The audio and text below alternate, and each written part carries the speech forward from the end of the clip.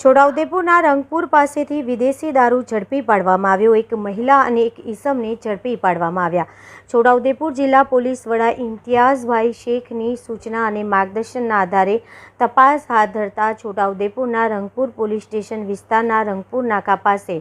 Road ઉપરથી Hyundai કંપનીની વર્ણા four wheeler ગાડીમાં લઈ જવાતા ₹2,56,787નો વિદેશી દારૂ અને ફોર વ્હીલર ગાડી મળી કુલ ₹3,62,107ના મુદ્દામાલ સાથે એક મહિલા અને ધર્મેશભાઈ ચેન્તીભાઈ ચૌહાણ રહેવાસી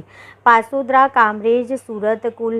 2 વ્યક્તિને છોટાઉદેપુર લોકલ ક્રાઇમ બ્રાન્ચ દ્વારા ઝડપી પાડવામાં આવ્યા હતા। ફોર વ્હીલર ગાડીમાં ચોરખાનું બનાવી ભારતીય બનાવટના વિદેશી દારૂ ભરી રંગપુરથી છોટાઉદેપુર થઈ આગળ તરફ જનાર છે તેવી બાતમી પોલીસને મળી હોય, જે ચોક્કસ બાતમીના આધારે